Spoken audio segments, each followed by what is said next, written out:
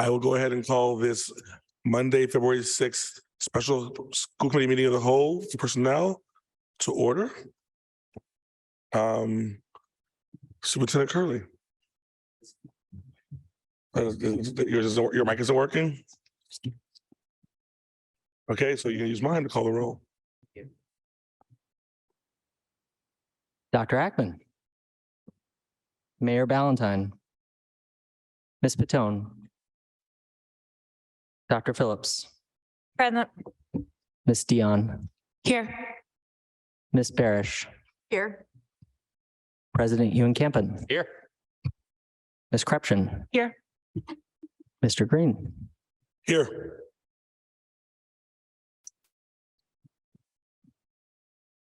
On behalf of Mayor Ballantyne, she sends her regrets. There's a family emergency and she is currently at the hospital, but she will be watching this later.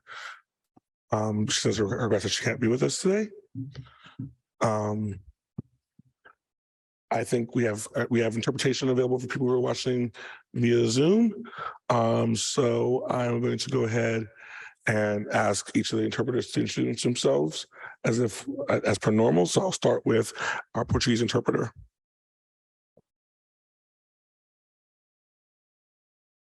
And I think they're already on the channels. I don't know if we'll be able to hear them.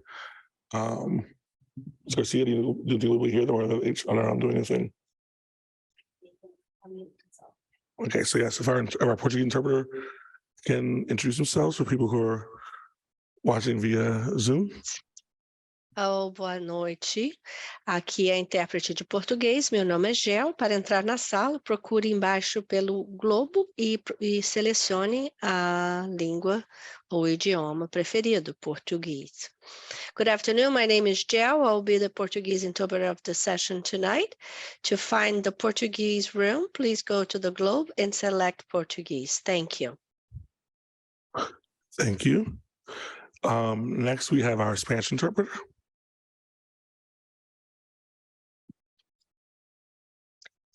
Boa tarde a todos que estiverem na sala de português. Okay, and finally, our Haitian Creole interpreter.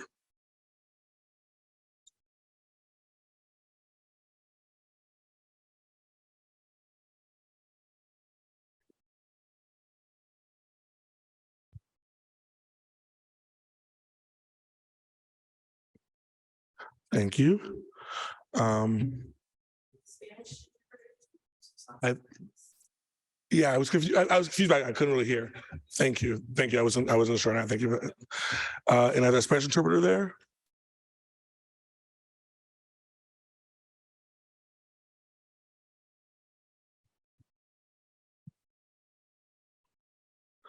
Spanish interpreter.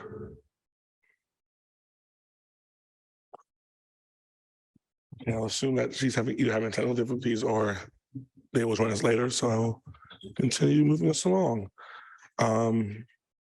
As we know, we have one item for business for us today, which is the first of our interviews for finalists for the position of Superintendent of Somerville Public Schools.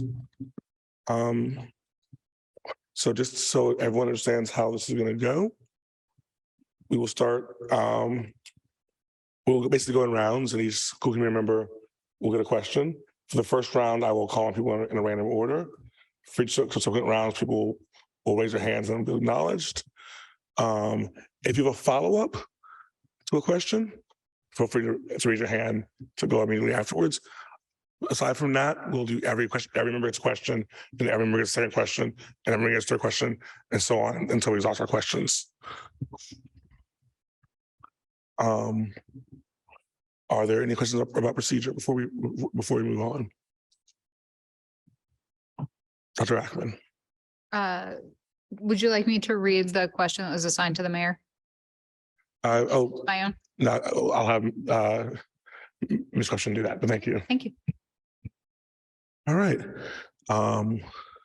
With that, we will start by giving Dr. Pearson-Campbell 3 minutes to introduce herself. Good evening, everyone. My name is Jannell Pearson-Campbell.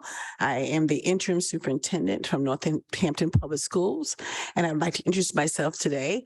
I had the opportunity of visiting the schools. I at least want to tell you a little bit of background about myself. I'm currently right now in Northampton Public Schools. One of the most important things I can say is how do you support teachers and administrators? When I first arrived there, we had a administrative on leave and 2 building principals. So how do you deal with calmness in the meantime at the same time? In addition to that, my experience as assistant superintendent of teaching and learning is really thinking about how do you support curriculum at the same time as we move forward. And so one of the key things that I bring to this role is really how do you look at data to support all members, and also to how do you support various student learners from special education to English language learners for college and career readiness. As I keep on talking, but I am a 3rd generation proud Southern Black, Southern educated. I'm standing on top of my family. And my key thing is always about bringing people together to understand students and career. In addition, I was assistant director of special education at Waltham Public Schools, where we looked at programs and problems in order to bridge the gap for academic achievement. In addition to that, I was a teaching and learning. I taught for 9 years in Boston Public Schools, where I learned about curriculum, but also too, how do you ensure that all students are prepared by having more of a project-based learning type of piece. So I always say, why am I here? Why Somerville? And the reason why I'm here is also to bring my skills of working alongside school committee members and community, but also how do you keep moving forward? Today I had the opportunity to visit building administrations and classroom teachers and students, and they really wanted someone to support them along this journey, but also the things that you have opportunities for students to learn about.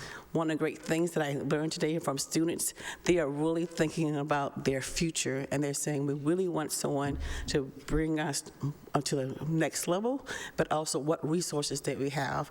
Today at lunchtime, one of the students says, I really want to know about how to prepare for college. My parents are not first generation educators or a college career, and I really want to have that opportunity. So one of the great things that I could say today was really listening and hearing along this journey. And one of the things from the community members, they're looking at special ed programs so that we can make sure that all students prepare for college and career readiness. So today was a great day. I was here from 9 o'clock, and now it's 7 o'clock. But it's really about, I hear that we're really thinking about Somerville and how do you make sure that all students are prepared. So this is one of my great opportunities that I was here today. So I thank you for the opportunity to interview with you. Thank you. I'll start with Dr. Ackman. Thank you. Through the chair. How do you determine the effectiveness of special education programming and the most ethical practice for resolving the differences of opinion between what an IEP planner would provide versus what a parent wants for their child? I think the first thing about effectiveness, one of the most important pieces is what does the data say? So for example, when you look at the IEP has goals, and really a part of the team, for the special ed teacher collecting data from that. And then also too, having check-ins to see the students are making progress. And when you're sitting down for an IEP meeting with parents, you really want to see does that IEP needs to be modified as long as in the journey. I think when you have the IEP process, is really about a team decision and what are the goals that you meet along that side. So during the IEP meeting, you really have a time where every 6 weeks we will be reviewing the data. It could be academic data, it could be behavioral data, it could be social emotional data from that journey. During that meeting time, you also might need to see what other services that the student would need or a different type of licensure. So for example, if a student has a reading base, you really want to make sure that the special ed teacher has a license, for example, like a Orton Gillingham that focus on the student needs. So to me, that's really one of the key things that I have done. Okay. All right. Next, I will call on Ms. Krepschen.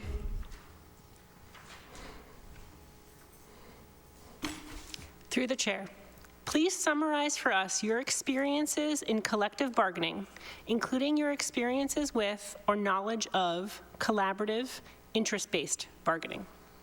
Well, my experience for collective bargaining, one thing in my current role is really looking at the contract negotiations, and that you really think about looking at the contract to see how it's being implemented.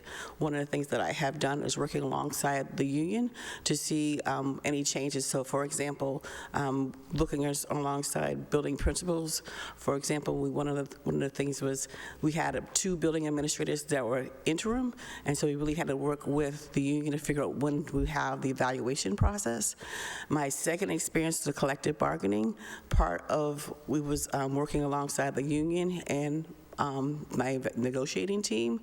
We really sat down, reviewed the contract, what each side was looking for.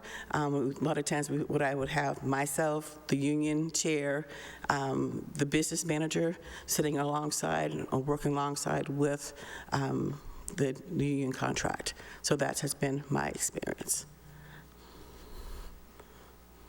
Actually, I have a follow-up to that. So that's really helpful insights into your thinking about how to strategize and prepare for being at the table. But can you tell me a little bit about what you see your role is once you're actually at the table in the room, and how you go about those interactions at the table? The interactions of what I've had with the union is really figuring out what the union is asking for. So a lot of times before that meeting, I ask, what are we coming in to look for? So for example, the union might ask that we're coming to talk about maybe the evaluations, or it could be working alongside the union members. So those are things that I've had opportunities from that. So, for example, I'm looking at a stipend opportunity. So we look at what the contract was asking for, and working alongside the union and my attorney, so that we can have a conversation from that piece. So that has been my experience. Yeah. Ms. Patel. Thank you, Chair Green, through you to Ms. Pearson-Campbell. Thank you for being here. It's been a long day. I just had a follow-up to that question. I'm trying to understand, have you had an opportunity to be part of a team, and in what role, to successfully complete a contract negotiation? I was the assistant superintendent in that role. So what happens is when we have the contract negotiations, it would be the superintendent, myself, and our school committee. So we would sit in the room, like when we have the union, and then we discuss what are the needs, and then the superintendent at the time will talk on behalf. So I was more like the assistant to that part. May I quick follow-up? Thank you for that, through you, Chair. Thank you for that clarification. And in that process, were you part of the team that completed and created an updated contract? Or yes, okay, I was part of the team that did that. Thank you. This is a point of protocol, since we're technically in a subcommittee meeting. You don't have to go through the chair. We can say ourselves that little piece of. I appreciate it, but I'm just trying to keep us moving. On that note, Dr. Phillips, the next question is yours. Thanks. When you develop a budget, how do you make resources equitably available to the students and teachers who need them? Please provide some examples from your prior experience to illustrate your response. Okay. So my experience of creating a budget, I call it zero-based budgeting. So the first step that I do is each building principal, director identify the resources in their building. So for example, the first step is identify any staff. That's the first step. And then the second step is looking at what strategies that you're going to be looking for the budget. So for example, part of it is looking at your district improvement plan, the school improvement plan, what initiatives that you need in order for the budget for that piece. Because that data identifies how do you align resources to each particular school district. In addition, the third part of it also too, from my experience, is like how do you reduce the budget if you look at the increase, and that number one, of what the city can afford to support the budget. So that has been my experience. So looking at my process has been looking at data from enrollment size, from special ed resources, working alongside the various directors, and so that when I'm part of delivering the budget, it's that process putting into place. So that's what I have done and what I'm currently doing, part of it. In addition, part of my budget process is also to communicating to the community of what is going on in the budget. So, for example, we look at the ESSA funds that from the state. You're seeing how the funding is being used for the ESSA funds. If that's going to, in the next few years, it's going to might be depleted. How do you look at the moving to the general funds? So you look at it from a data perspective. So that has been my experience. Dr. Phillips. Thanks. Just to follow up on that, where does equity come into your budgeting and how? Well, equity, number one, you look at your subgroups from your data, looking at the achievement of the various students, the pieces. You also looking at what offers and opportunities happening in each of the schools to ensure that if you're having technology, you want technology in every building, but also too, you really have a plan from that, so equity comes in that piece. But when you have a data piece, you'll be able to explain this is the rationale why we're looking at that from the budget piece. So data really is the driving instruction from that piece when you're making that decision. So that when you're in front of a community, you can explain why you're making that certain decision. So it could be MCAS data, it could be access data, it could be enrollment from the school, it can also through the needs of the building from that. So really that's where the equity comes into place. I have a follow-up. And it's probably would have been fair to ask earlier, but everyone uses the word equity now, and I think it means many different things to many different people. So when you refer to equity, particularly in terms of your role as superintendent, what does that mean for you? My definition of equity, it means that it might not be equal for all. It means that the people getting what you need for that particular building. So that's what I mean for equity. And so what I mean by that, if when you're having a data analysis from the building, you really want to see how the students are making academic improvement, and you might say, well, this is the reason why they're getting an interventionist, because looking at the data analysis, they need a reading specialist, or they might need an additional ELL teacher because the data supports that they might need an additional ELL person versus another school. So really that's my thing about looking at what the data supports that initiative.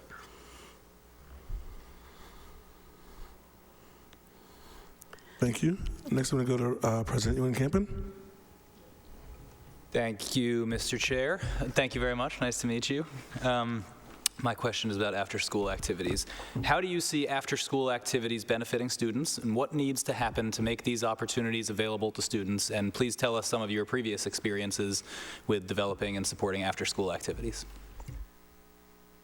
Number one, one of the things that after-school activities supports the students. So for example, one of the opportunities is having a STEM, so it connects the learning what happens in the classroom during the day and afternoon. One of my examples is having a 21st century learning opportunity. So the Department of Ed has an opportunity to write these grants, and for that process you have that in the school. So for example, having a program called Engineering Design, because you look at the data and say students need help with reading, math, resources, so it connects what happens in the day and the afternoon. One great thing about Somerville, you have after-school coordinators that work in the after-school component. So to me, that's one of the great things about Somerville. And so one of the things is really looking at what does the needs of the building and of the district for students provide, because parents who maybe work who need an after-school component from that. And so that has been my experience. Ms. Dion. Yeah, I have a follow-up question to that.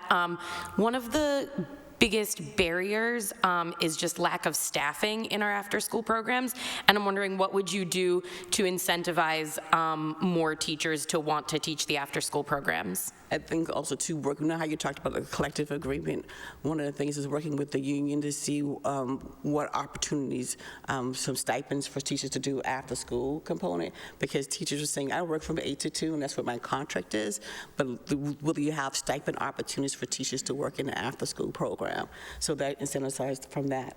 In addition from that, how do you build a new teacher program for the afternoon? So working with your paraprofessionals so that they have opportunities in the afternoon from that piece. But when you talk about with the union, you really have to really think about negotiating with the union for the extended piece. So because it's past their contractor hours. And so, as a follow-up, so, you know, we had an opportunity to learn a good deal about Northampton I didn't know before, even as someone who went to college in Western Mass. But one thing that I do know about Northampton, and something that they share in common with Somerville, is access to a lot of universities and colleges. So can you tell me about like how you have or could leverage those university connections for out-of-school time activities? For after school, I'm sorry, say the question again. For out-of-school time activities, be it after, before, doing?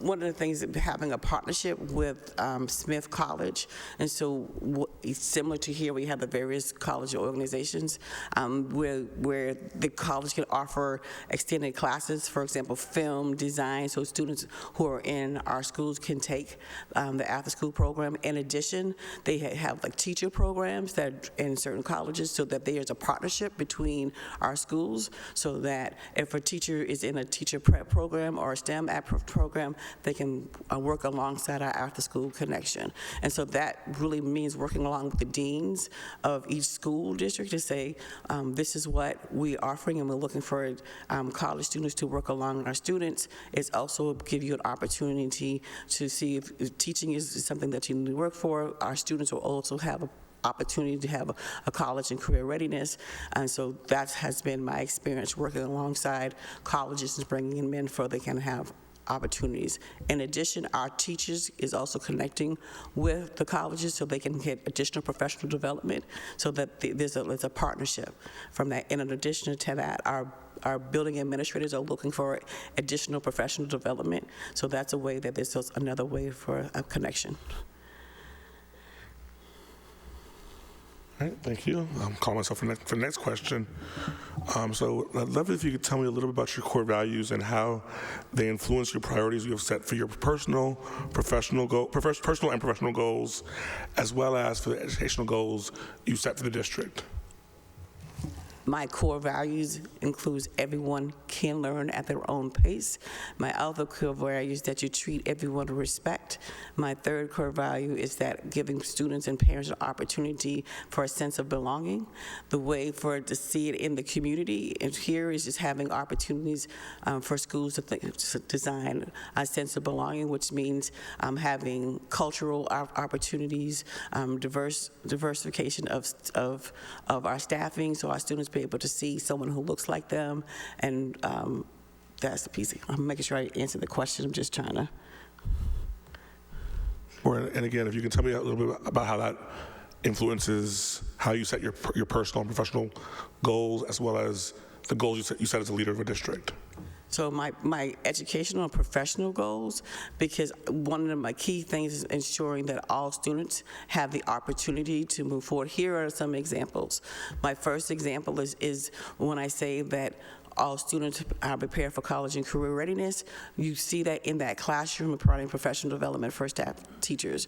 In addition to that, having students see themselves in the curriculum, because they need to see diversity, prepare themselves for the college and career readiness. My core values is that how do you respect one another in the community? So that's another part of my core values as you move forward. And so that's one of the key things.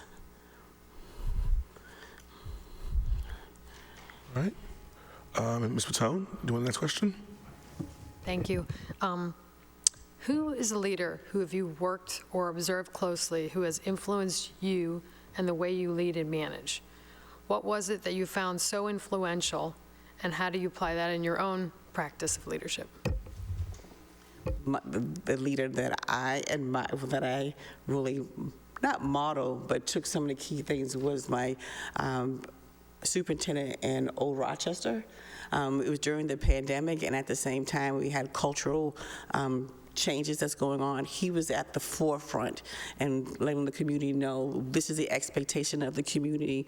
We also had some racial incidents, but he was out there in front and saying, this is our expectation. But the other piece, what I like to, my role model is that he also put in community partnerships so that the community had opportunities to sit down and talk about the various initiatives of cultural sensitivity. In addition to that, one of the pieces was like we created our anti-racism committee so that the community was able to have that conversation. And so to me, is being out in the forefront is that he was out there saying, yes, we have some issues, but these are the things that we're going to move forward. So one of the things that I admire about him, he always sent emails to families. He was outside having community forums so families could come to meet him.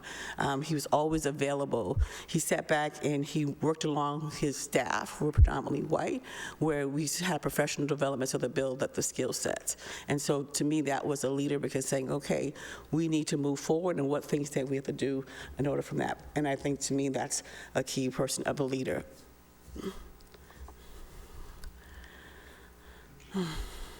Thank you.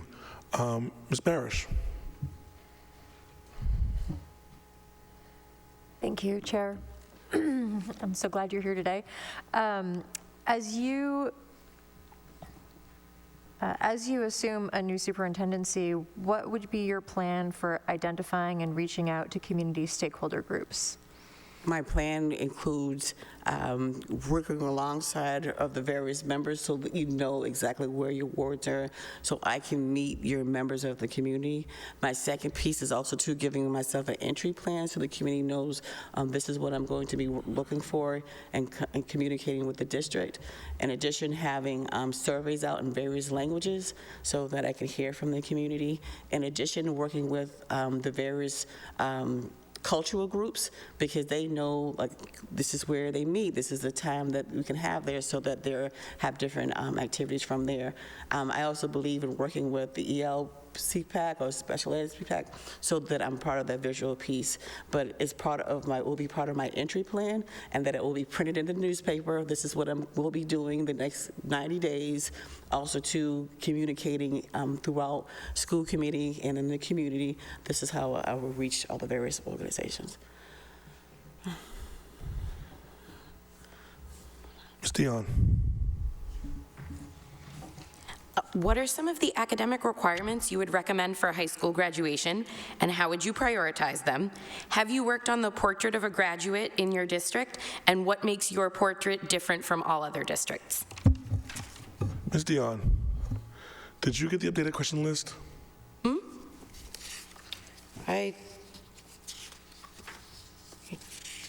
Yeah,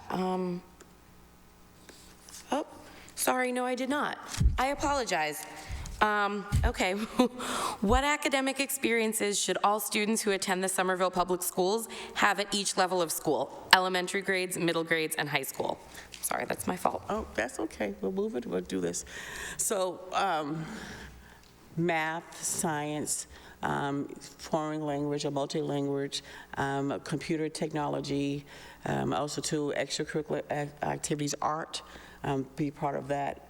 Of a graduate, but also knowing how to do entrepreneurship, because part of the role is really thinking about your career in the near future. In addition from that, social emotional, like how do you balance yourself, like once you leave, a graduate will have. So for pre-K to third grade is ensuring the kids are reading on grade level. So that's really one of the key things, and that they know how to study and prepare for the next piece. From third grade to sixth grade is really how do you prepare for college and career. How do you know how to study and organize your material? Because when you get to middle school and high school and changing all those classes, you really have to know how to organize yourself. In addition to the STEM activities, in addition to that, how do you communicate? How do you walk into into the room when taking yourself off the cell phone. There's certain ways of interpersonal skills that a student will have for 7th, 8th, and 9th, is really understand the math pathway, so that when kids move up to college and career, they know that they, in certain professions, that you have to take math in the 8th grade, like an algebra 1 or geometry, so that you can prepare for that piece. So really have that interpersonal as you go forward. In addition to that, cultural readiness, how do you learn about different cultures so that you know how to interact with one another. And then for college, high school is really, and when you get in the 9th grade, you're thinking about what does your plans look like for college. In addition to that, and for various grade levels, is also to having a plan in place. Because today when I talked to the high school students, they were saying, I wish I knew the trajectory of where do I need to go from high school, et cetera. And some of you have the vocational program, but some of our students maybe didn't learn about the vocational programs because we just came through a pandemic. There was an exploratory process. So how do you connect the exploratory process in the younger grades? And so that to me is like a project-based learning, so that you have that hands-on activities as you move forward. Because when you enter college or career, you might have an online professor.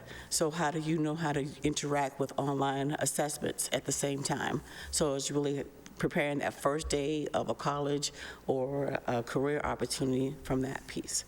So those are things that I have done. Great, thank you. Thank you. Dr. Ackerman. Thank you. So I had a follow-up to that. So, I love hearing about project-based learning, talking about I think you said cultural readiness or cultural competency. Can you sort of speak to experiences you have in building that and developing it, and then if you've done that at a district level, sort of what it takes to work with the union if there are if there are aspects of teaching that weren't there that you're asking them to put in place, and how you handle that? Can you say the question? I'm just trying to... Yes, I can totally ask it again. It's got like 25 pieces. Yeah. So you talked about early project-based learning, you talked about graduation plan in place, you talked about cultural readiness. Each of those are, I can see how they are a through line, but I also see how they're chunked into grade spans. Right. And so have you had experience implementing any of those, like a cultural competency curriculum, project-based learning type curriculum? And, if so, did you have to work with the union to make that happen? And if not, that's fine, but can you sort of speak to how one develops that? Okay. I can talk about project-based learning. So one of the things that, because our union, a lot of our teachers needed support with understanding what project-based learning is. So the first step that we did with the union is having professional development implemented into a yearly calendar. So we did it for 2 years, so that we brought in outside providers to support the teachers understanding what is project-based learning is, what's an example of project-based learning, also too with the union to see how much time does a teacher need to go over the information. Do we have to send some of the teachers out of the community so that they can become a facilitator when they have time during the school year to really test what the project looks like and having that conversation time. So that's been my experience from the development piece to the ending piece. In addition, part of our district-wide strategic plan was a 4-year strategic plan about what does project-based learning look like. So part of the strategic plan also means that what it was going to look like in that classroom. So one of the examples was that the teacher will do one project per year until we build it up over time. So that was like you gradually building over that piece from that. Okay. Dr. Phillips? Thanks. Just a follow-up to that. Can you tell us about kind of the systems and structures that you put in place to make that happen? Was that just you kind of deciding what to do and pushing it out, or how did that work? Well, part of the team working alongside with the various directors.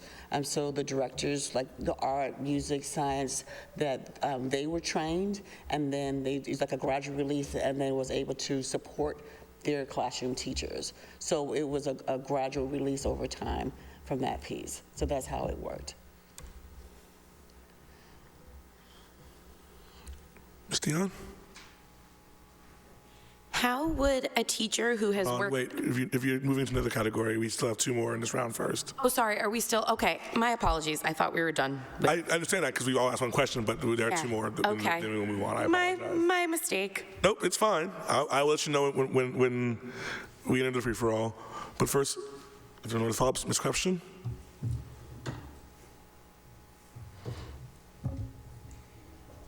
In FY24 or FY25, we will exhaust the federal stimulus funding and face a fiscal cliff where revenues diminish. How do you prepare for a budget in a period of recession or declining revenue? How do you decide what to prioritize?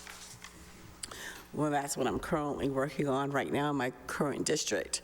So remember at the beginning how I said that we did the zero-based budgeting. So one of the key things that we looked at was what are the key priorities in the district that we're looking for. So one of the key things that my priorities included for here is like, okay, how do you ensure that vocational programs are still going from middle school to high school? What students would need, for example, literacy programs from there, so you figure out what needs for each building from that piece.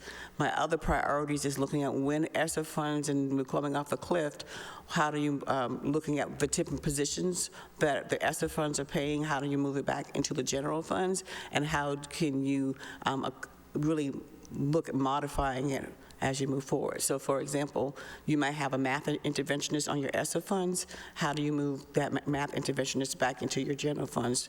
So way of things that we're doing it, like how do you provide professional development? So just in case that math interventionist leaves, that you're building the capacity within that classroom teacher. So one of the key things is like, what are the priorities of the district? So you also want to look at buildings, supports, instruction, professional development, and also to another priority looking at not really how do you ensure that the classroom is not more as affected, and so how do you develop the budget around that? And so that's what I'm currently doing right now. So I actually have 2 follow-ups I want to do one at a time. The first is, you mentioned that you're currently dealing with the deficit in Northampton. I know you just started as an intern there, but can you tell us, in your opinion, how that deficit came to be and what lessons you may take from that about budgeting going forward? Well, one of the key things is really our school choice funding. So how the school choice funding was used for positions. And so I understand during the pandemic. Can I pause you for just a second? Because school choice is one of those terms that we use to mean like a number of different things. So could you elaborate on what you mean by that? So, for example, paraprofessionals. So the school choice funding was used for paraprofessionals. And so because our budget wasn't able to afford that piece, so they kept on using that school choice funds for employees. And so instead of laying people off, they use that school choice funds for paraprofessionals for the elementary schools. So that's what a lot of our school choice funding went to, which depleted. So normally you don't use the school choice fund for positions, but that was the case. So now we're re-adding to that school choice fund so that we can build it up. So that has been my piece. So I inherited it. And the second piece is also too, we just had a contract negotiation. So really, how do you think about the supports of your staff and balancing out the budget? So that's the pieces that we've had. So I inherited, but at the same time, I'm trying to balance the budget.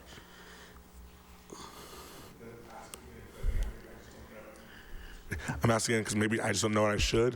When you say school choice money, you mean, what money is that? I don't know what that pot of money is. When a student comes into the district from another school district, there's funding that comes in there. Thank you. Now I'm with you. Thank you. And so right now, this week, in the next few weeks, we'll be working with the union from that piece. So. Okay. My second follow-up then is, twice now you've mentioned your budget decisions at a building level. Can you tell me a little bit more about, like, you mentioned in the equity question and just now in the building budget question, about why or how that's how you approach budgeting at the building level as opposed to, say, a student level or a system level? Just I'd like to know a little more you're thinking about why the building level. Well, because you really want to think about where the education is taking place. And so at the building level and at the district level, what services need to put from there. So I think about at the district level, like what initiatives that the district will need to support, and then it trickles down to the building level, where's the classroom teacher and the initiatives. And so that's the piece that I have looked at. Then we have one more question in this round, and we'll start our next one, and it's from me. And it is, what policies, programs, or structures need to be in place to ensure equitable learning opportunities for multilingual learners? I think the first thing for multilingual levels, the federal government gives you from the Department of Ed of how to educate students of English language learners, which means it tells you the amount of services they receive once they have the access testing, so that when a student is in the classroom, you really figure out how many hours they need for the support. In addition to that, there's also the SEI, which means classroom teachers and building administrators take a sheltered English instruction, so that policy that you're using that part of the curriculum development. So one of the policies is part of the conversations is ensuring that students are receiving their supports for English language learners, that there's data analysis how the student is doing well in the classroom, that the other policies ensuring that families are being part of the conversation, and that you're making a data-informed decision from the school side.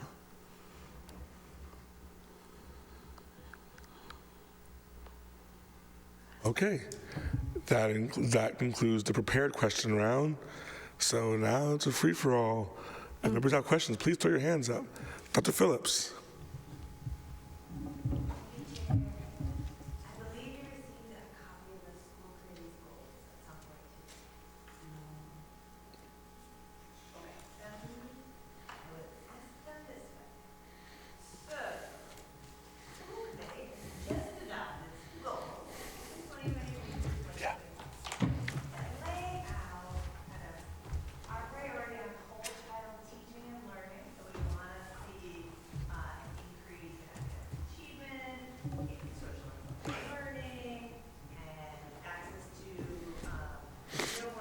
Dr. Phillips, I'm asking you to pause for a second. There may be some technical problems. Thank you. We are having a lot of technical problems. You've just received a copy of our goals. Maybe you want to skim them rather than have me summarize them for you. Thank you. Thank you.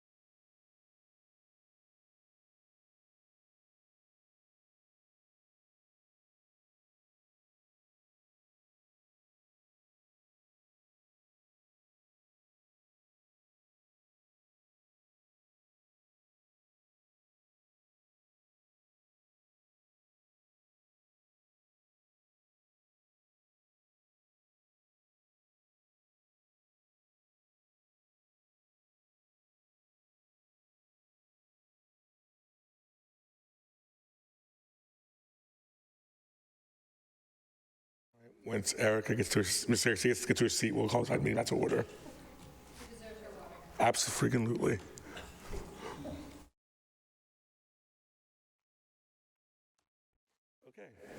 Okay. I will call us back to order.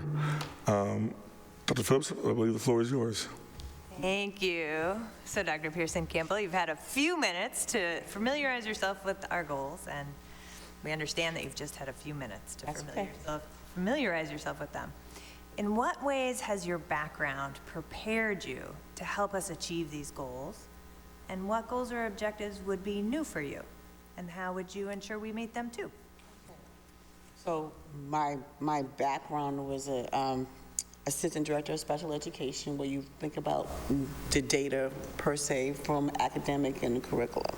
So when I look at your whole teaching and learning, one of the things that I have done as an interim superintendent was really identifying the literacy supports that are in the building, especially with the new dyslexia guidelines from the state.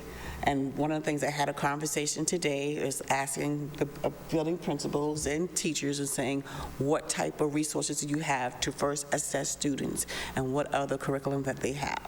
And so that's one of the key things that in my background I've had. I put a team together to really look at a literacy plan from a pre-K to 12, really from a pre-K to 3 for an early literacy plan where you identify what resources do you have in the building, what curriculum do you have.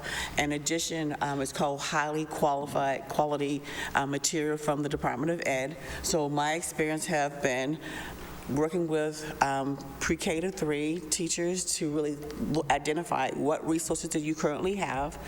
The next step is also to, if we have to purchase any materials, working with the state where they have opportunities for districts to have a grant so that you can purchase. They have like a 50% refund. They pay for 50%, you pay for 50% to really look at that. In addition from that is really having professional development and training. So having a literacy plan for coming in, and it supports all students because the dyslexia plan guidance, you really want to reduce the number of students who are identified as dyslexia, but also what interventions have you put into place.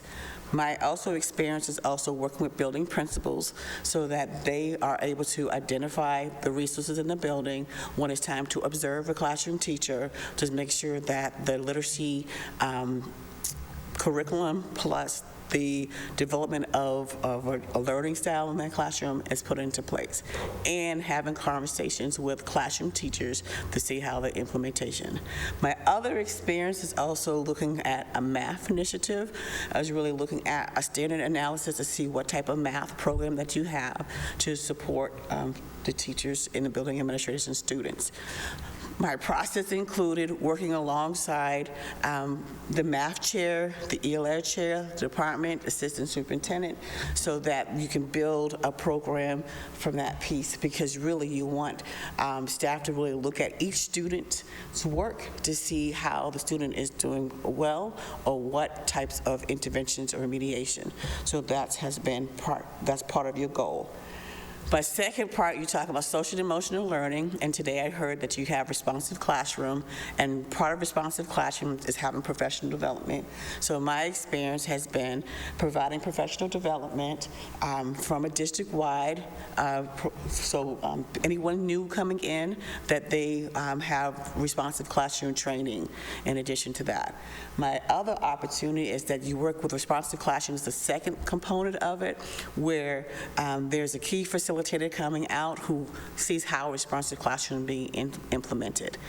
My third opportunity in my experience as Assistant Director of Special Ed, there are SEL goals that seeing how those standards are being implemented into the IEP, so that there are goals along that side. So that's the whole child for this goal right here, and also to the risk behavior.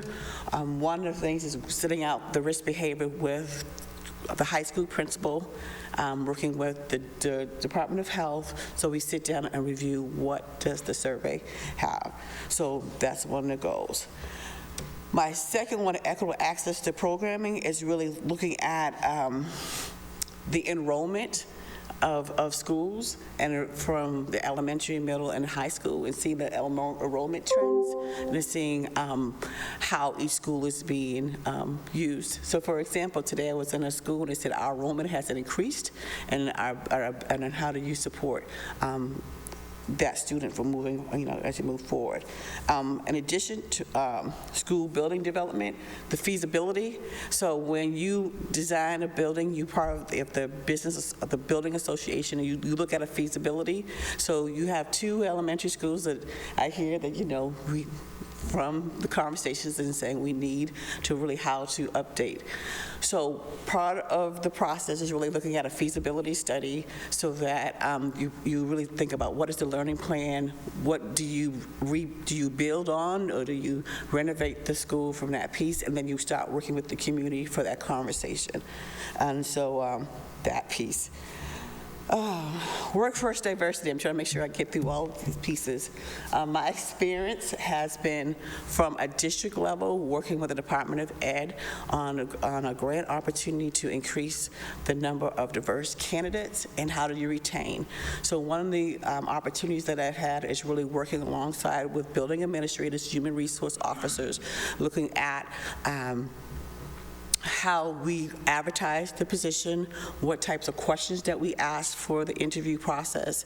When a person comes in, how do you retain that person? Do they have someone who maybe isn't an evaluator, but there's someone that comes in? In addition, my experience has also been on an exit survey. So when someone leaves the district, you really want to hear what are the responses and how can we make it better for people who stay behind. And so the last piece is equitable resource allocation.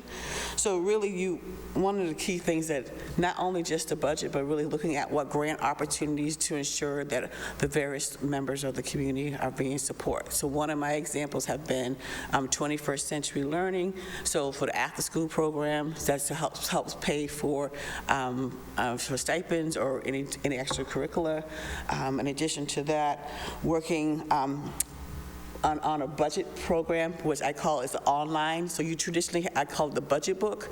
So it will be online so people can see, being very transparent of how the money is being spent, so that the community members know this is what each building costs, these are the type of services that we have, also what initiatives that you have in the district, so that you're not only balancing the budget, but you're forecasting of these are the things that we need for example. So for example, like you talk about equitable solutions, you look at your data to see, do you need a math interventionist at each school or only at one school? Or do you need more SEL at the schools? You look at that survey results. And then part of my experience is really working alongside building administrators, district, to really see what's going on in each building. So I hope I answered the 4 pieces in less than 5 minutes. I have a follow-up. As you mentioned, we have we probably have at least 2 elementary schools that need some building solution. I think reasonable people can disagree what those solutions might be. In fact, some ideas might come up in this course of this interview. But I think the one thing everyone knows that given Somerville's space limitations, just building a new school on empty land isn't one of them. So whatever we do is going to require the use of wing space or building or teaching on site or some other sort of less than ideal instructional space for learning. Can you give me some thoughts as to how you either have or you would tackle the situation of making sure that students get quality learning even when they may be in either a building that's not meant to be a school or there's under active construction? Number one is working alongside the building principal, finding out the needs of the building. So for example, when I visit one of the buildings today, they had an autism program, and it's talking about we have exacerbated our program, and from that piece, how do you ensure that you have enough classroom space? So the second piece is also to looking at the district to see where else can you spread students around so that you can have that quality form of education.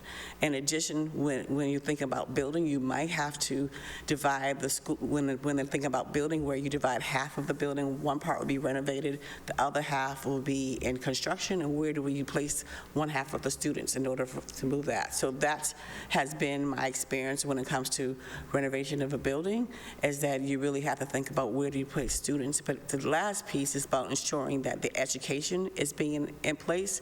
So you really go back to the fundamentals. You know that in that year, you're thinking about what standards the students will need to learn, what assessment pieces that the student will be being assessed. Teachers having opportunities for extracurricular activities, working alongside their members. So you really want to think about a plan per se, and also to working with their school improvement plan to see what are the needs, so that you prepare while the transition is going on, the education is still going on, and also to having feedback from the community of what are they looking for that year. So having that feedback piece. Thank you. Ms. Patone? Thank you, Chair Green. Share how you would describe this role and its critical success factors, specifically in the context of what you have learned about the Somerville community. That's okay. Share how you would describe this role and its critical success factors, specifically in the context of what you have learned about the Somerville community. So today, with the bad dash coming in, it's really about how to give everyone what they need with the resources. So for example, I visited several schools. We have students who coming in with English as their first language, and then you also have students who are really thinking about the vocational piece. How do you make sure that the resources are spread equally at the same time to move forward? And an additional piece, like how do you, like you said, what does the graduate look like? And so really the role is to sit down. The first part that I did today was also listen to building principles, is saying what they need in order to be successful, and what type of growth. And also too, my piece as a superintendent is really build upon what you currently are doing and as you move forward. So for example, your after-school programs, are they STEAM, science, technology, engineering, arts, mathematics, that would continue on that progress. Ensuring that students have opportunities for college and career, but also internships. When I heard from students today, they're saying we wish we had more opportunities to hear about careers, not just waiting when we finish high school. The other piece is really how do you balance the growth at the same time you know that you really figure out what are the culture of the building as you keep on moving forward. And so my role is really to constantly keep moving forward, but honor the culture of the Somerville Public Schools. So really that's been what I listened to today, which from that piece is trying to balance the needs from that. Last one first, because it starts with a point of clarification. Ms. Patone, when you said critical success factors, I could hear the capital letters, and it felt like a term of art I wasn't familiar with. It is kind of a business term, but it just means like what are the elements that will ensure your success in this role, whether it's your personal characteristics or how you engage in this work. All right, so my follow-up was, did you get that from that answer? I think I got some of it, yes, thank you.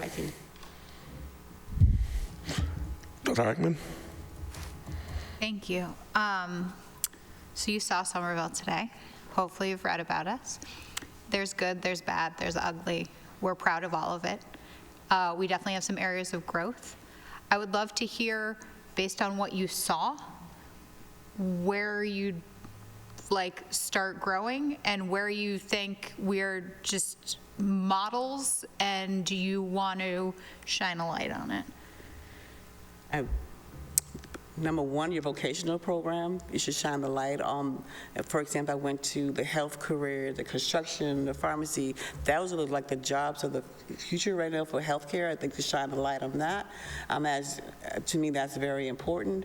In addition to seeing the new facility of how education is very important and connecting. One of the things I was hearing from the students, they were talking about there was like a honors / AP class, and they were talking about how that program is going, and so really I would develop that even further, because students were saying, you know, I wish people realized that I can do the AP program and how diversified it was. And I think you should shine a light on that, because kids, when I met the high school students today, they were talking about that program and talking about, well, more students should be part of it, but also too, how do we bring it down to the middle school level so that when students come into the high school, they know what an AP class is. They're not being afraid of it and taking it on as a challenge.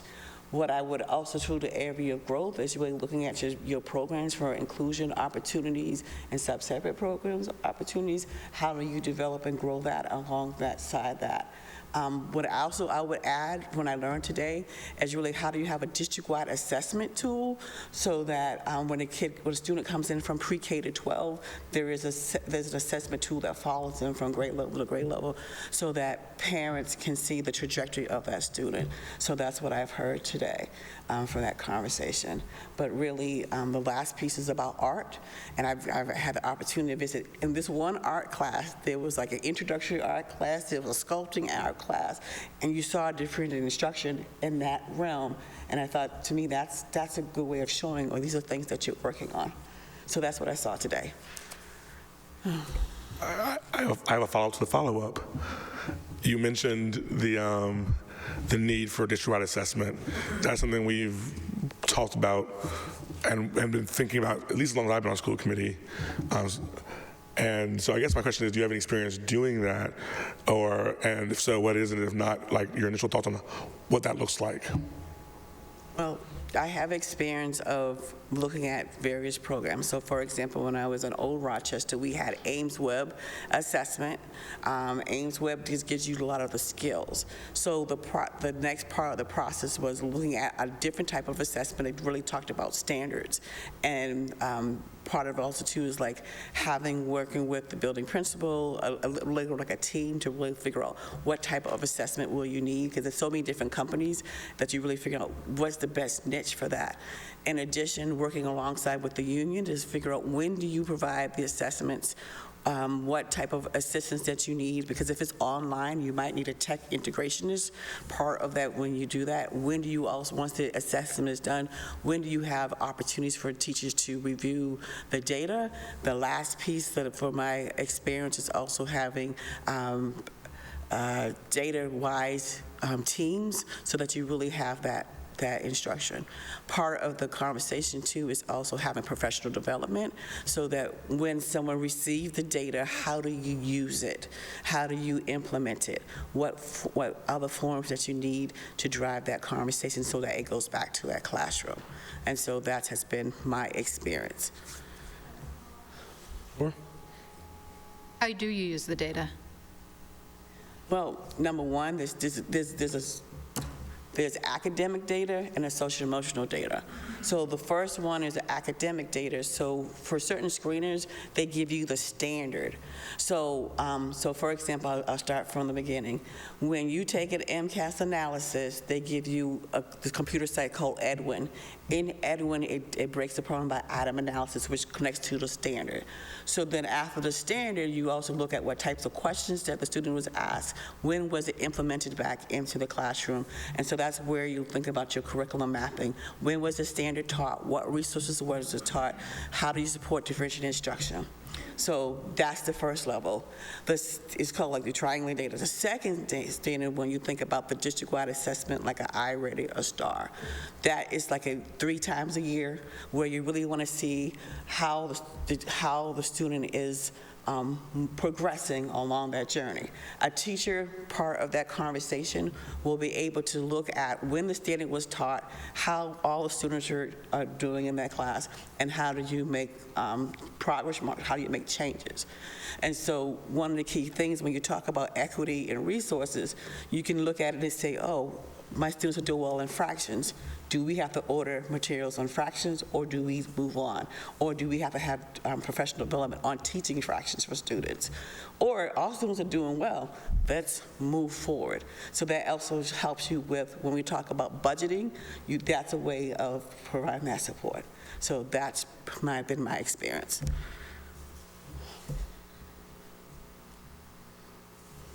Ms. Dion. How would a teacher who has worked under your leadership describe you?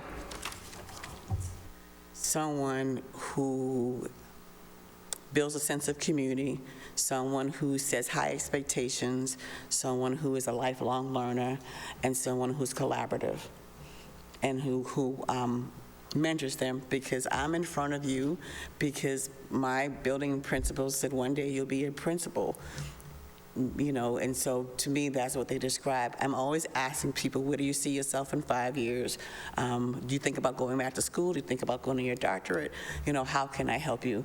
And what I have done is teach to expect. So one of my experiences, I like to make interactive presentations, PowerPoint, so that when you go back to that classroom, you have something to refer back to, so that when we have a conversation, that they'll be able to say, oh, remember how we talked about this standard, let's look at a video, let's look at activity. So I think that's what they were describing.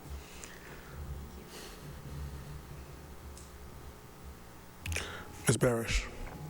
Thank you. You've mentioned, I think, in one of the previous questions about your core values, I think you said that everyone can learn at their own pace, which to me sounds like differentiation to some degree. Could you talk a bit about how you approach differentiation, how you help your educators do it well?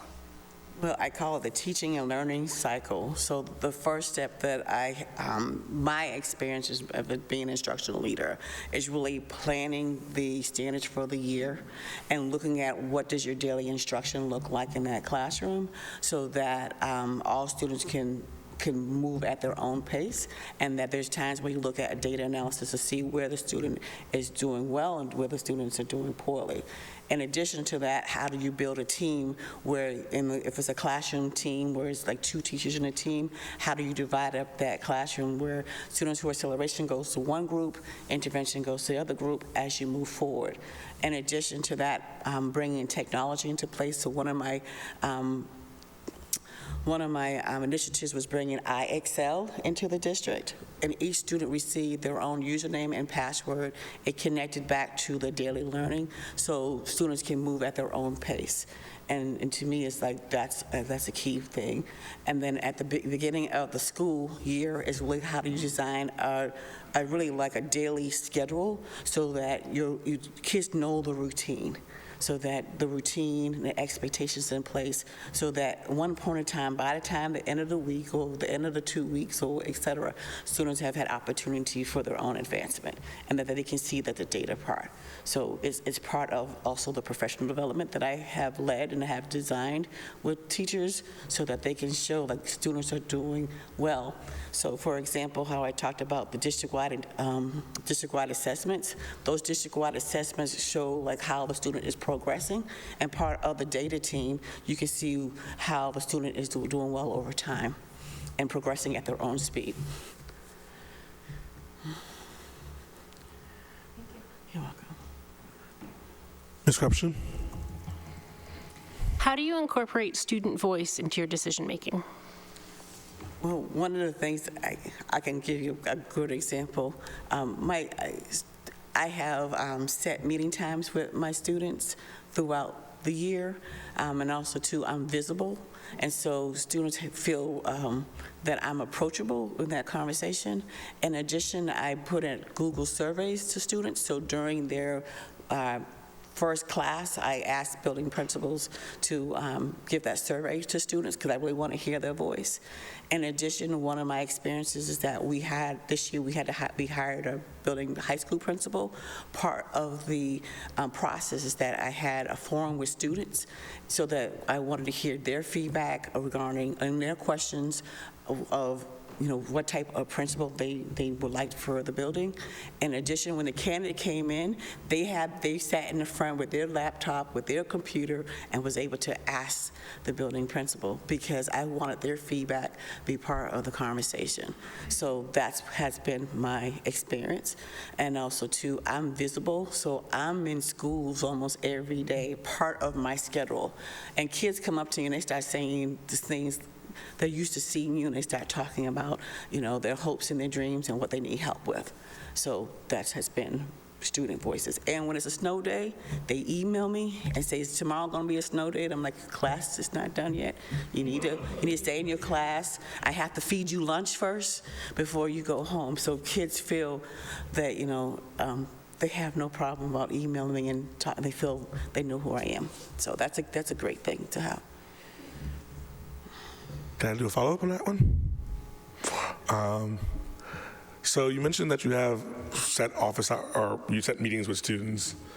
How do you select what students are participating in that, or how do you make sure you're hearing from students, not just the students whose parents may know how to work the system, or et cetera?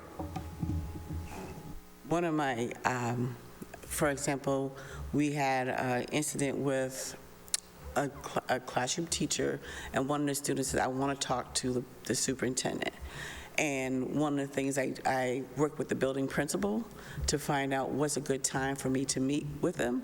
And so I wanted to hear their voices because I really thought that their voices matter. In addition, being invisible and being part of different organizations where I want to hear from them. So I work alongside with building principals so that I can meet the various students from that piece who are not the typical, honors kids, who are doing struggling. That's been part of my process. But I also inform my building principals that I like to be part of different meetings so I can hear from the various students. So that has been my experience. And I'm visible. So when I'm walking down the hallway, kids know who I am. They start, oh, you the super? Yeah. And they start talking to me and giving me their advice. We want more snack machines because we want more, snacks, or I want to have a dance, or, we want to have more diversified staff. And I said, well, what about you working with the younger grades? So there's a different initiatives from that. So that's been my experience. President Campen. Thank you. So I'm here serving as a representative of the City Council, and I'm wondering if you could talk about any experience that you've had working with the City Council or the legislative branch in other districts. It's obvious it's nothing like the relationship that the superintendent will have with the school committee or the mayor's office, but I'd love to hear you talk on that. One of the things I worked alongside with the various representatives, so we call it a round table, and so the round table, we have the outside representatives come in and we hear what's going on in the legislation, they hear what's going on in the district. I also have set, like for example, I just got an email saying we want to come into your district to hear what your constituents are saying and how can we help you with the school. Also part of budget committee, there's the city side. So on the city side, you talk about capital improvements. So you talk about what the needs of the building and what the needs of the district. And so that's been part of my conversation. And then we have what you call a joint. We're all members of the mayor, so you can have the family engagement, you have the budget, you have schools, all sit down together and we talk about what's going on in your buildings, in your school department. So that's been my experience. I will call myself for my first question, and then we'll start round two. And so my question is about management. I think Somerville has a budget roughly 3 times the size of Northampton, which is both an opportunity and a challenge. I think it's an opportunity for obvious reasons, but it's also a challenge because it means twice as many students to manage, twice as many buildings. So like some of the management things where you're very hands-on might not translate. So can you tell me a little bit about your approach to delegation and your approach to managing your cabinet and your inner circle?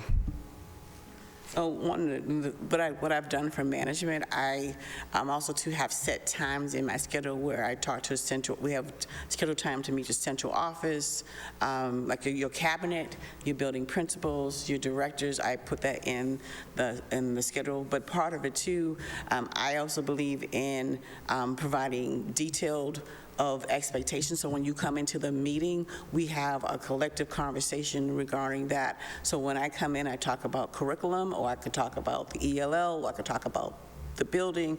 So when we have those meetings, they know what my expectations are.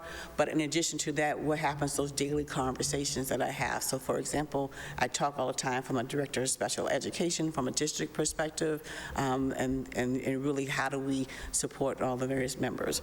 So I truly believe that this job is a 24/7, 7 days a week kind of a job where if your building principals or directors or your cabinet need support from you, you really work alongside them the various times. So I also believe when you hire staff, you want to hire someone that is competent, that knows the job, and how can you work alongside, not micromanaging. You really want to work on that alongside that. So that has been my experience.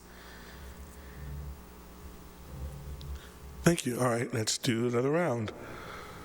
Mr. Tone. Thank you. Can you share an example when you were not aligned with a school committee or administrators? How did you handle the situation? What was the outcome?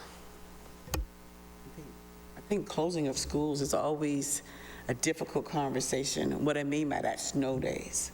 So when you make a decision about closing our school, I think sometimes school committee members and outside agencies do not know there is a process.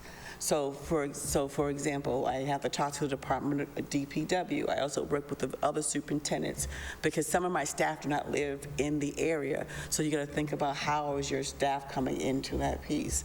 When you have a half day, a full day, or all day, those conversations that you have to make a decision. But one of the things that I have done is really explain my process of why I either have a half day or a full day from that piece. My second example, we're in the COVID times, putting a recommended masking for our staff. The reason for that, part of my weekly conversation is really looking at my water waste, my hospitalization, how many of my staff are coming in sick. So that has to be part. So I had to communicate to my school committee, this is the reason why that I'm doing it, to the news agencies, to the union, so that sometimes it's not a popularity, but you have to do what's best for kids and the safety and welfare of your staff. So that has been that piece. I have a follow-up, only because when you first said closing of schools, my head went somewhere else. Oh, not yet. But to that point, have you had an experience where you've had to terminate a program or close a school or do something where you thought it was in the district or schools or students' best interest, but it was a popular program? And if so, how did you approach that, and how did you build support for your position? I haven't closed the school, but I have changed the program around. What I can say, it was more of like a special ed program, much more moving kids more into inclusion setting and not from our more restrictive setting. So that has been my experience from that. So one of the things that wasn't popular, because when you move a student to more inclusion settings, sometimes if people have different philosophies of saying, I want all students of disabilities to be in a separate program, and it's like, no, you got to do what's best for kids. They need to have more opportunities in an inclusion program. So that has been my experience. So to follow up, can you tell me how you built support for that decision once you made it? Number one, I used data regarding for the students how they were making academic growth by moving into a more inclusion setting. Also, too, looking at the resources for our individual staffing, that our staffing would be much more supported for an inclusion process. Also, communicating to the building principals, this is the rationale that was doing. So giving a communication plan from that. So that's what I have done. Thank you.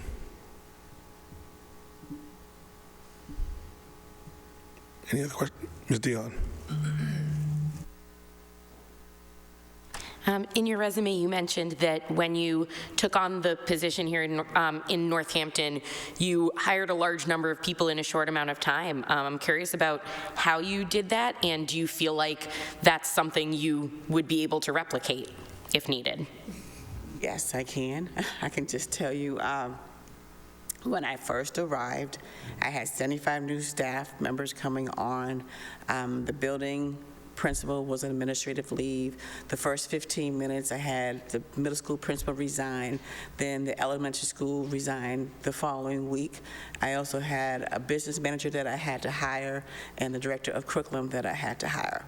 So one of the first things that I did was build a team of who was in the district, so that we really, I said, do you know anybody who's director of curriculum and director of business? We put together a team where we looked at changing how do we ask questions in the meeting to have much more meaty, so which means we had to have them go over why do you want to come to Northampton, what have you used, how do you write grants, how do you support diverse learners? We are a fast-moving district. You know, what initiatives have you put into place from that? When so my first piece was a business manager, because I knew that in that year that we were going to go through a deficit and needed somebody with business experience. So I used School Springs, and part of that conversation of looking at the network, so looking at have you talk to the fellow towns or anybody who can be a business manager. And so I worked alongside my other superintendents to, do you know anybody? So that was my first piece. Can I replicate it?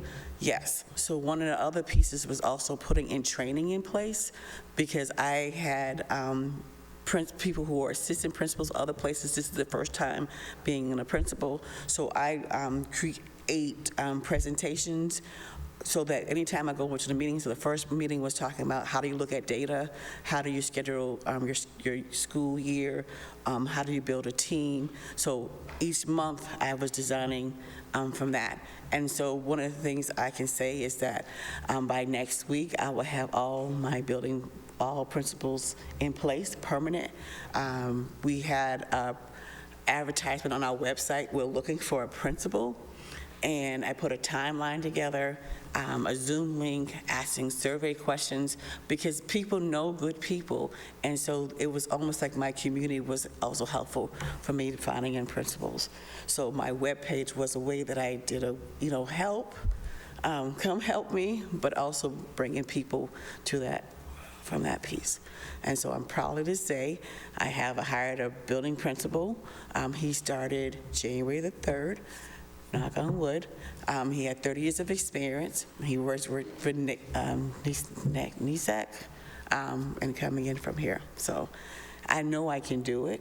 And one of the key things is about how do you build a team together. And my first convocation, I had Accentuate the Positive by Aretha Franklin, and said we made it for the first few weeks, that each building had a building administrator, and that we had a sense of culture, like, no, all of you belong here, and thank you for coming from that. So yes, that has been an experience in itself. Just to clarify, when you say 75 teachers, out of how many does Northampton have? It's out of like 220. So almost some schools you had to redesign the whole entire building. Thank you.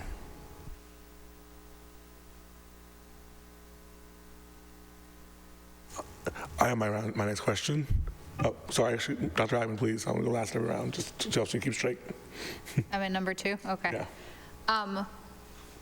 What are questions that you would like to have answered to help you understand whether Somerville Public Schools is the right next step for your career? I'm sorry, say it again, I'm sorry. What are questions that you would like to have answered to help you understand whether this role in Somerville Public Schools is the right next step for you? I think number one, it's a relationship between the school committee and myself, because that to me is the most important piece, because I have seen school committees that do not work well together, because this is a relationship and it's a partnership. So that's the first question. Do you like each other? That's, I mean, it's sad to say, but I know you have your goals. I mean, on the record? I know, but I see the goals here, but in order to do the goals, it is a partnership. Number two, do you believe in an open door policy meeting with the superintendent?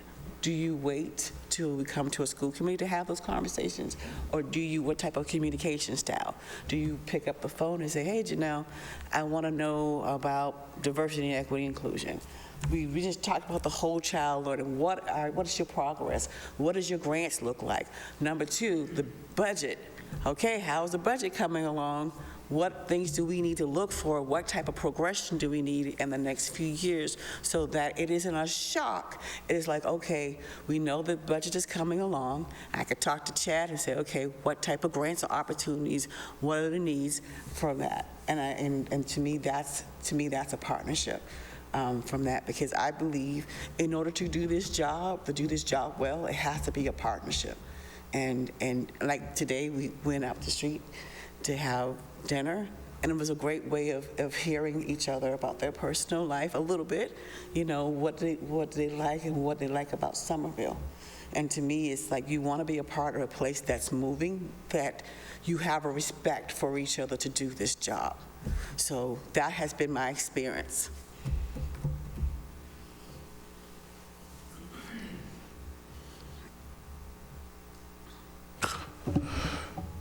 So, this is an interesting question. So, we all do our due diligence. We all call around, and by and large, I've heard good things. But one thing I did hear is that there's some people who may have concerns about organization as a strong suit of yours. And I say this as someone who is, I would feel, has made a career of being an executive, and personal relations is not a strong suit of mine. So I'm curious to know, would you agree with that assessment? And if so, what schools and systems do you put in place to compensate as you step into a job that is fairly overwhelming? And if you don't agree with that assessment, what would be an area you say you would need support and scaffolding in as you stepped into superintendency? Yeah, like an ABC. Just say the question just a little bit again. Sure. So question one. Okay. Would you say personal organization is a strength of yours? If not, how do you compensate for that in a leadership role? And if you would say it is, what would you say is an area where you will need support and growth as you step into this role? My strength is organization.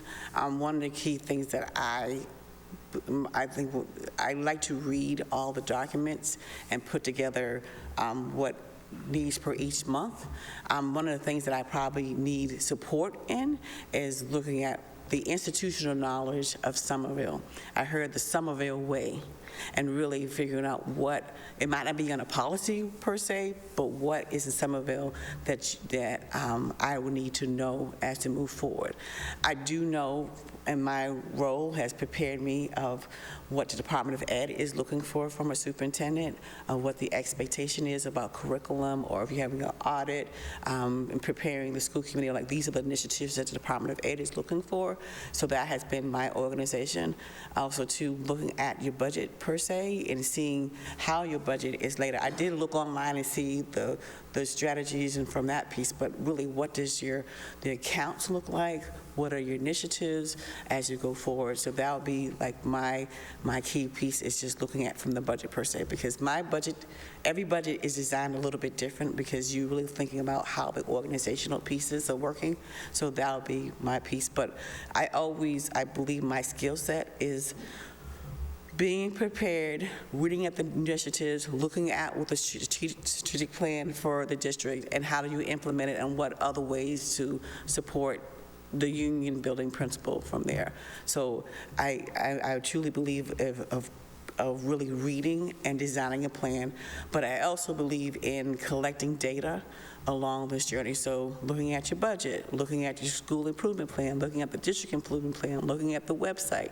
They also provided me feedback of what they're looking for a superintendent. So that's been my structure so that I can come in and create a plan from that. But that's way that I can have a more collaborative conversation because I at least have some background information and go from there. So that's what I would need help with. Round 3. Ms. Patel. Got 4 rounds? And tell people are out of questions. Okay. Thank you. Tell me about a time when you became the leader of an established team. What did you do in an effort to create a sense of shared sense of purpose and develop into a high-functioning team? What worked and what didn't work, and what did you learn? Coming in to a district where a lot of the members came in from a classroom teacher, now they're building administrator who've been there, who knew the history of the district. But one of the things that I like to do is really having almost interactive questions. So the first one is, what was your first boss? Who was your first boss? You know, what did you learn from your first boss? Your classroom teacher, who was your first classroom teacher that you loved, that you did well on? Also, what type of leader are you looking for? What type of communication style that you need? What help do you need from me? In addition to that, I had set individual meeting times so that I can hear, their feedback, what are their concerns, what are their hopes and dreams, and to build that team along the way. And then I'm a teacher first, so I love interactive presentations, so that part of what I have done is doing Google Drive has a document where you can put in your suggestions. So one of the things that I have done part of that team was look at the meeting times for the year, but allow them to put in suggestions for each meeting time, because finding out what are the needs of them, and that be part of my meeting piece. So it'll be what I'm looking for as a leader, but also what they need support with. So then when we come into the meeting, it's not just me designing the agenda, it was all of us. So it's like we're building a team, and I want to hear their expertise. Plus, I believe partying with a purpose. So holiday season time, we had time where we couldn't go to a restaurant, but we brought in food where we did a Yankee swap. So we had some laughter, because part of this job is also to how do you have laughter in the middle of the craziness.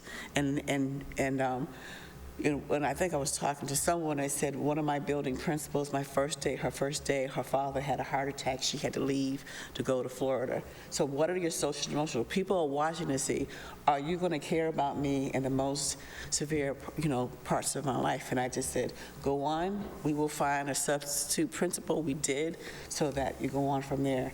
And I think in addition to that, is people want to know, are you going to be there in the time of need? So part of my role is having my cell phone. Like right now I don't have it out, but I have my cell phone out, so if my staff need me, late at work, or they might text me, or they might give a phone call. For example, if there was an incident happened in the community, they needed to have a conversation with me to say, okay, let's walk you through what social workers do we need, connect with the classroom teacher from that piece. So really, how do you build a team? People really want to know, are you going to be there in the time of need? So that's been part.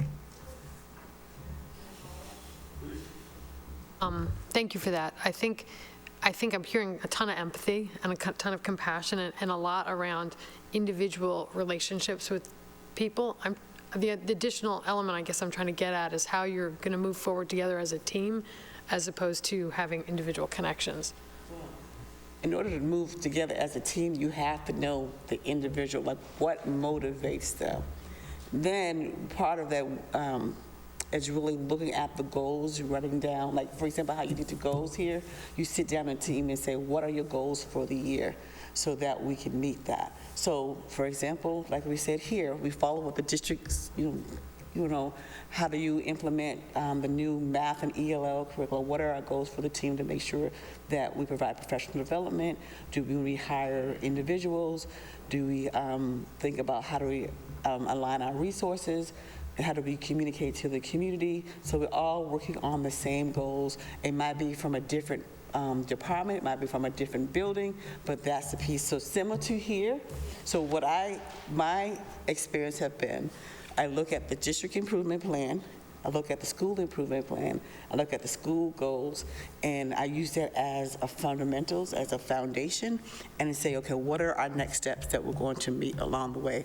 That has been my experience, and that's where my organization come in, because we're fine-tuning, laser focus of what we need to do for the year, and also too, when it comes down to the budget, this is a way that we say, these are the goals, this is the strategy, this is what the things that we think about priorities.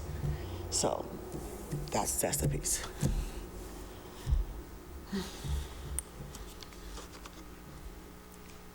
Are there any other questions for members? Dr. Ackman. Thank you. Can you talk to me about, Somerville has like an increasing number of multilingual learners.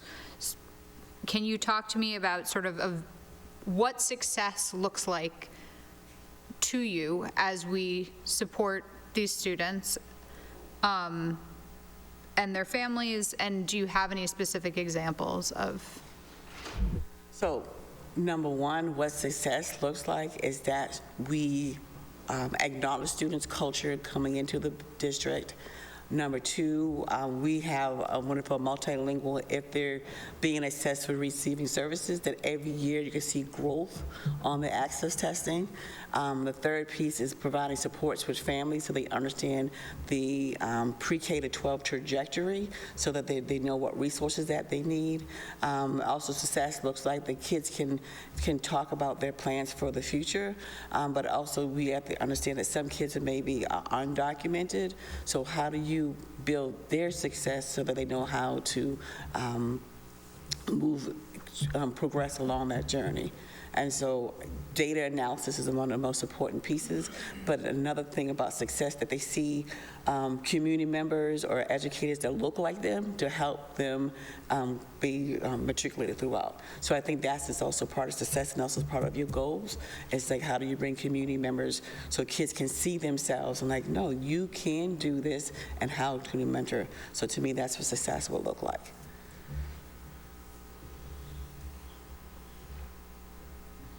Right. I have one. I think if people are done, I have one final question. All right. So a mentor of mine in leadership once said, if you do your job correctly, your term will be summed up in a sentence. So if you were to become our new superintendent, if you were to do what you want, if you were to be successful by your own terms, how would they sum up your superintendency in a sentence? She came with a fire and left with students being prepared for whatever they decide to become. And also that teachers, students, and community members can explain this is what Somerville is all about. High expectations for all students, providing opportunities for multilingual learners, provide opportunities for students who need acceleration learning, that there is structures and policies in place so that whoever comes into the door, that they're prepared. And I think the key thing is when students graduate from Somerville, they can say, I went to the best school in the United States, and this is what I learned. And one of the key things I can say, when I was in Florida, I used to hear somebody open their mouths, and I knew they came from Massachusetts because they could not say their R's. And I asked them, where did they come from? And I knew the hometown. And this is like a hometown feel, so that anyone can say, Somerville, I know who you are. I know that the school is really about preparing for all, and that we really believe for all. On the budget that you have, that excellence can still exist. And to me, it's sometimes you have to wing it with sometimes $0. How do you reinvent what you have and as you move forward? So that's, to me, one of the key things I would say. Thank you. Well, is there anything we didn't ask that you feel we need to know before? Is there anything we didn't ask that you feel we need to know? I think you should maybe ask, how do you have fun? How do you build a team? And in the next 5 years, what do you think the district will look like underneath your leadership? Oh, please, go ahead. Oh, okay. So, I think one of the key things is, how do you have fun? I think, to me, food is one of the key motivators from here, and I've learned about Somerville. And the next 5 years is saying that we have figured out how to renovate the building so that all students have accessible for that. Honor the budget that we have, that we think about working with other community engagements to fund our school. And my thought process was thinking, like, if this technology STEM, why can't we work with corporations so that they come in to have like a hospital wing and say, this is the IBM wing, and these are the things that we're moving forward. So thinking outside the box to move it forward. So that was my, thank you for my opportunity today. It was a 9 to 9. Oh, this is 9 to 9. Yep. But I thank you for the opportunity to interview. Welcome to Somerville. That's okay. All right. Well, before I adjourn, I want to again, on behalf of the committee, thank you for your time.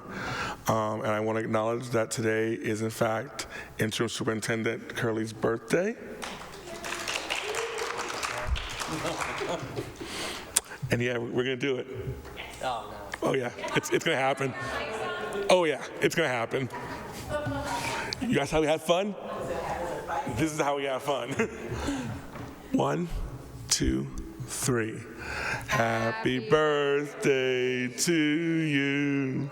Happy birthday to you. Happy birthday, Dr. Curley.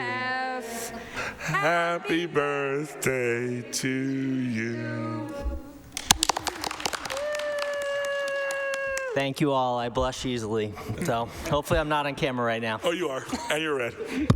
All right, and with that, thank you. We are adjourned.